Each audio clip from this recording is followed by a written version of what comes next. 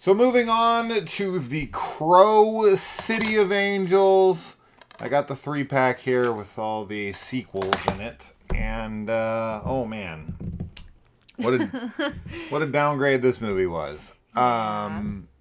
So this was written by David S. Goyer, who has written a lot of very popular films, including The Dark Knight. But what you would know him best from, Kaylee, is he wrote a very important piece of dialogue for another film. I don't pay, I don't I punk. don't pay, I don't punk. Yeah, that's right. I think his first film he ever wrote was Death Warrant, Wow. starring Jean-Claude Van Damme. Yeah. But yeah, Goyer's had just a wild career as of late. Like, he was one of the developers on that Sandman TV show and wrote like a bunch of comic book movies, Man of Steel and Batman Begins, Dark Knight, like just so much stuff. So it is weird to see him tackling yet another comic book thing here. Yeah. But oh boy.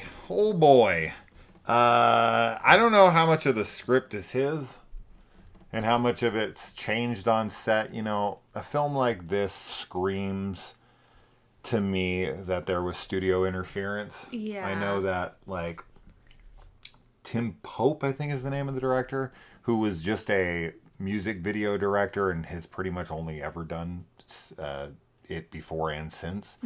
I think I remember reading that he, like, distanced himself from the film or like disowned the film because he had like a vision for it that the studio was like pushing in a different direction, this and that. This does feel like that to some degree, but man, everything about this movie is rough to me. Like, Yes. you know what? It has, even though this went to theaters and had a fairly large budget, it feels like made for like video. It feels like straight to VHS. It feels like Hellraiser 3. Like that kind of like that total obvious quality downgrade of production value. Yeah. And this is, last thing I'll say before, because I want to get your thoughts too. As I said to you while we were watching it, this is one of the most try-hard movies I've watched in a long time. It's trying so hard to be edgy and to be like provocative and have like a bunch of BDSM, people in the building that are all just like being chaotic and nuts and crazy, and everybody's line delivery and all of the outrageous performances. And I get it. Like, the first movie had this too, but this is dialed up to another level, and it is so poor. Yes. Yeah, I definitely think there's a difference, though, between, like, the delivery of the lines in the first film compared to this one. And, like, when we started this, I think the first maybe 5 to 10 minutes of the film, I was like, oh, okay. Like, I like the way things look. I like that they feel, like, dark and gritty like the first one.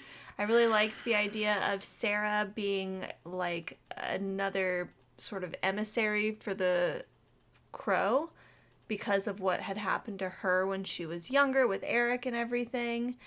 And I even, when she was, like, painting Ash's face, I was like, oh, okay, it's very, like, ritualistic. Yeah. Like, I can dig that. Like, that's cool. But then that was basically everything downhill from there. I have decided I don't like that he looks like Brandon Lee's The Crow. I think that was a mistake. I don't know if this is something that happens in the comics where every person that comes back ends up putting on that specific face paint, but I think that in the comics it's potentially that. I don't know. I haven't read all of them.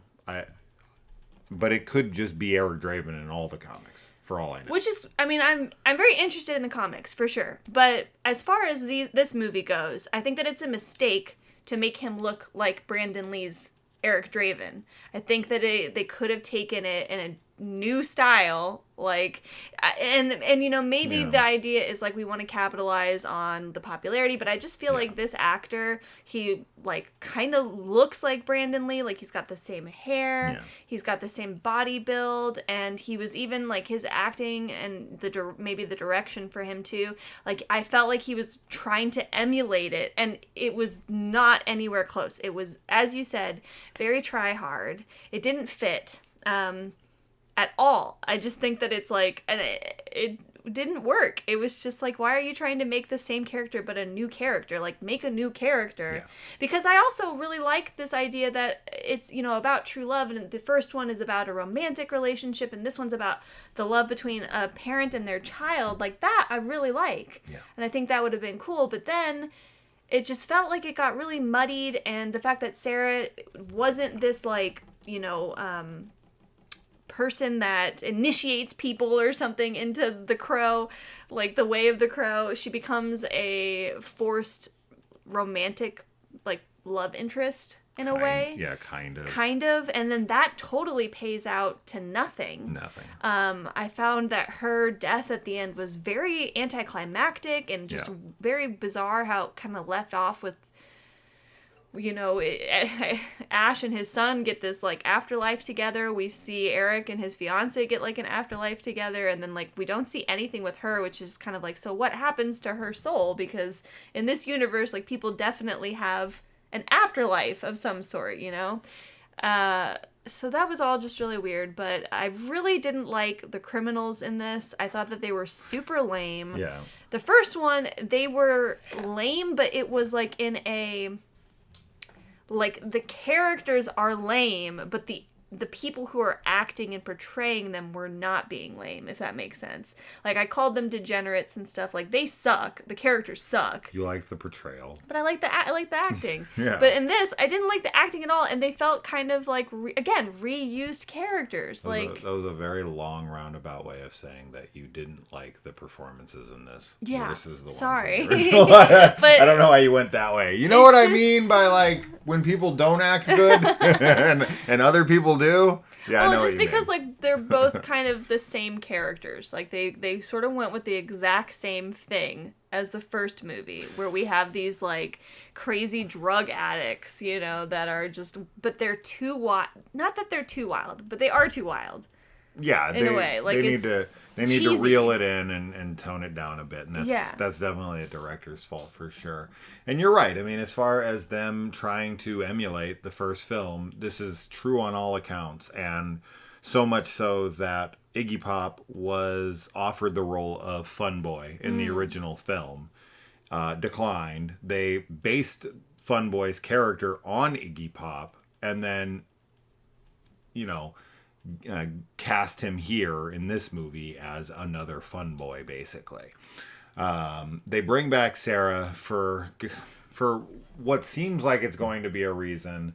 Then it's a very muddled reason. Then it ends up being nothing, because we all expected in the end it would have still felt a little forced, but had it happened, it would have made a little bit more sense, at least when he goes and gets his son and they have this moment, if she was also waiting on the shore for both of them, and they get to be together in the afterlife, all three of them, as a family, because the mom, like, ditched out on them, that would have made the most sense in the world. But they just decided, no, she's just dead. And she, like, runs into a knife for no reason at all. It is just a completely pointless death. And it just feels so... it feels like it's dishonoring the character from the first film. I agree. So yeah, that all was really, really lame. I hated the main villain in this. I thought he was dreadful. Not memorable at all. Super stock villain. Who's like, I like pain. He was kind of trying to be the dude from Cyborg to a degree. A little Except bit. for that guy is super, super entertaining. And this guy isn't. This dude was so... like, his performance was really boring, and the character itself was very boring.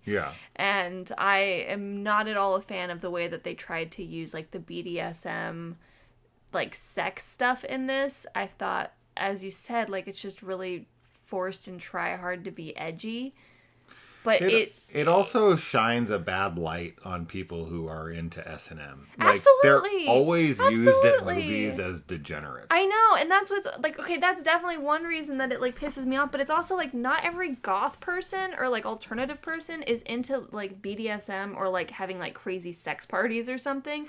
And there's nothing wrong with people who are into that, because, like, as you said, yeah, it paints people who are into that lifestyle as evil. Yes. And that's just unfair, because if anything, that type of, like, outlet is way more healthy than, like, you know, actually hurting people. Sure. Against their will, or, you know, without consent or whatever. But it just, I didn't like it in this. I feel like it just felt unnecessary in a way. It felt like it was just there for the spectacle of it. And I'm fine. Like, I would love to see, you know, like, it's cool supposed costumes. To add an edge. Yeah, like leather clad women, naked women, and like all that. Like, that's fine. But it just, the music video, when you said that, like, that's what this kind of felt like. 100%. It felt like this, like, really long music video. That wasn't that great. This is definitely one of those types of movies, though, that you can absolutely do a so bad it's good kind of fun sit down with your friends. Yeah. There's so many scenes in this movie. Pretty much everything with Iggy Pop is hilarious to me in this. Yeah. It's not intending to be. There's a couple standout moments that really got me and made me laugh pretty hard. Number one was when, shockingly, Thomas Jane, who makes a very small appearance here as one of the villains, his character's in a pretty short amount of time, but the, like, degree of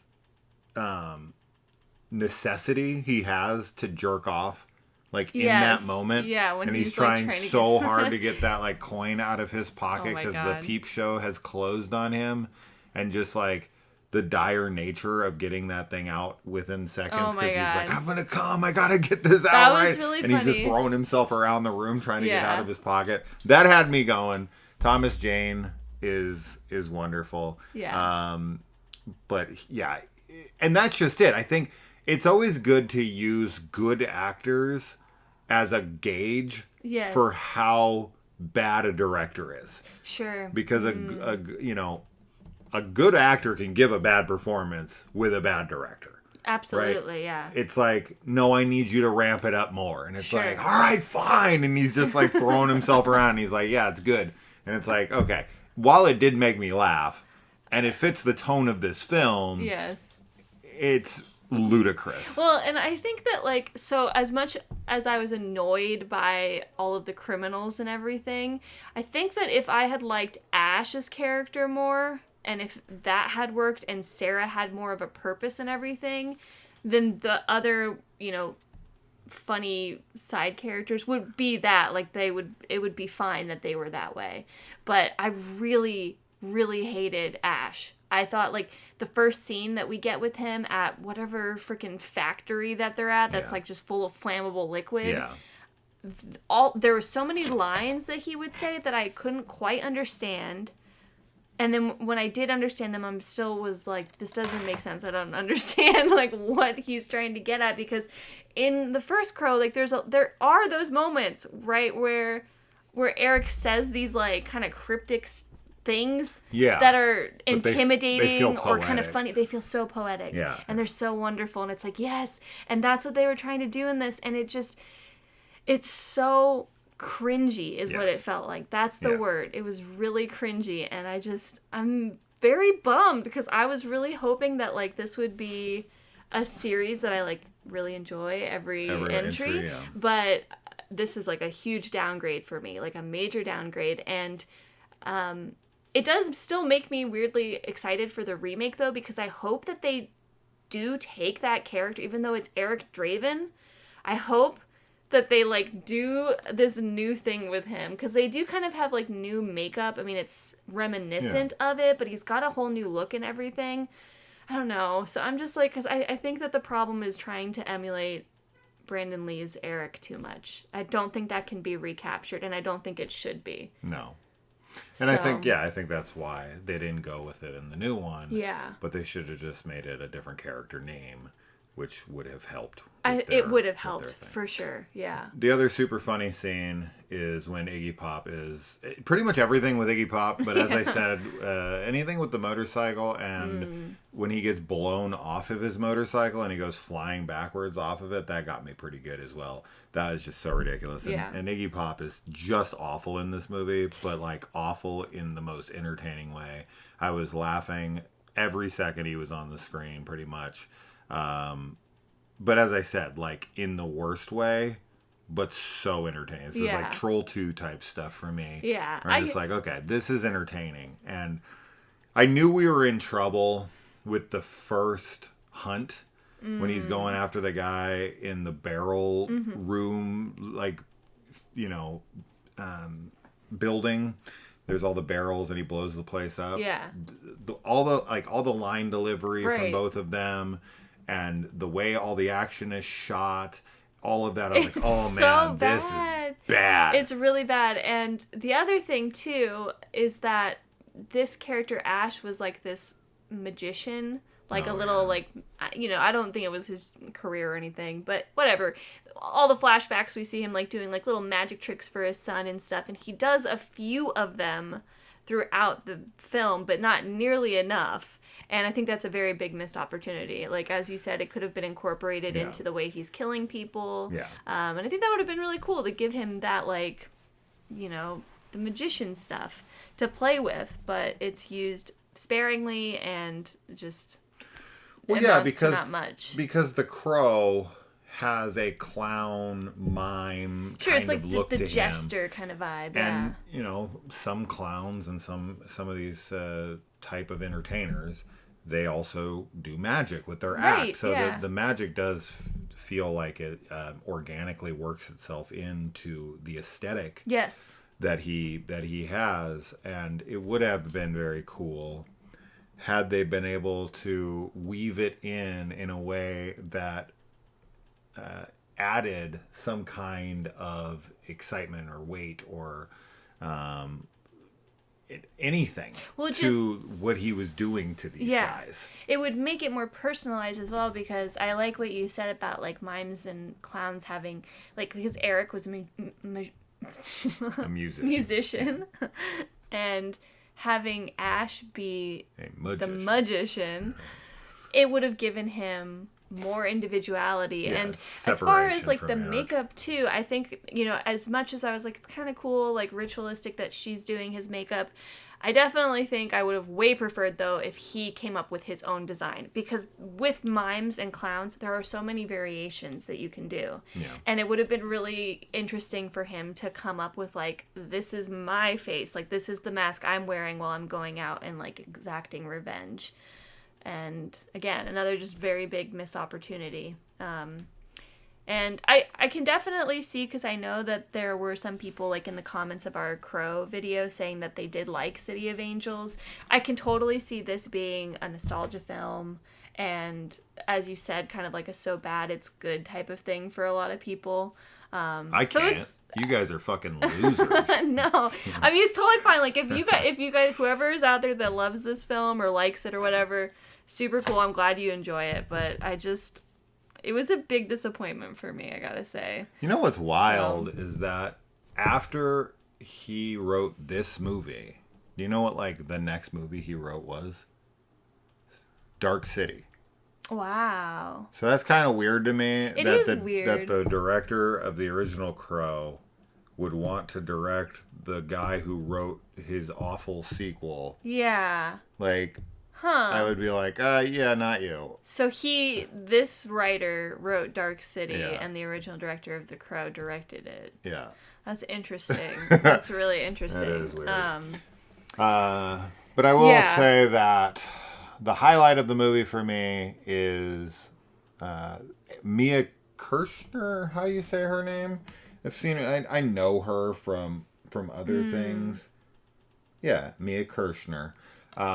She's just unbelievably gorgeous. Yeah, she's got, you said it when we were watching it. She's got the perfect look for this. Mm-hmm. I think she's way underutilized. Her character in general just feels shoehorned in, altogether. Yeah. And, but she had, and, I do like the costume design in general. And I think that, like, some of the sets are cool. Like, I liked the lighting and everything. So there's definitely stuff in the film that I'm like, that's cool. And, like, it fits with, like, a general tone. But she's definitely not used the way that she could be used. And she, it's a shame because she was really ethereal and, like, otherworldly looking in this.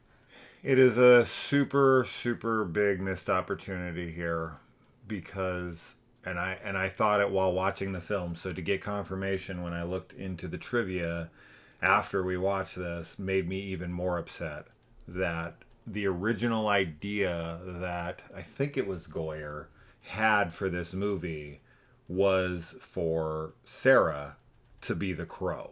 Oh yeah, And to think of Mia Kirshner as the Crow, yes, in this, it like that gets me excited. See, that would have been because what I love about the opening of this is a lot of her performance. The way that she is like reacting to seeing him coming out of the water and just like her eyes are so big and she has this, similar to Eric Draven, this like sadness and kindness in them. That's really weighted, and it would have been, I think she would have been wonderful to perform in that kind of a role as the Crow, like, all, because he even, like, Ash has, like, some dumb line at the end of this, and he's like, my power is pain, or whatever, and it's a corny line, and I don't like the delivery of it, but, like, I do think that is an element with the Crow, right, is, like, it is pain that brings people back. You know, so, and I think that she would have been able to really like shine in that role, but sure, and it would have also, I mean, it makes sense on why she makes him look like Eric because that's the makeup Eric wears, and she saw him, and of course, but like for her to paint it onto herself, in memory of Eric, or she could even be like some kind of, what would have been really cool is if you would have incorporated it all, and she would have been like a stage actor in the future who was doing like a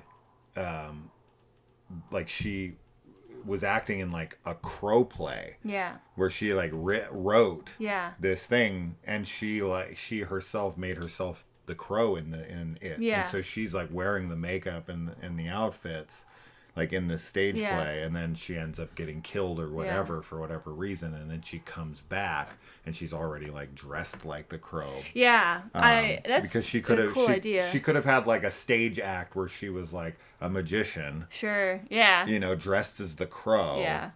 Is more of what I guess I was originally getting at. And then, she dies for some reason. Somebody does something to her and whoever.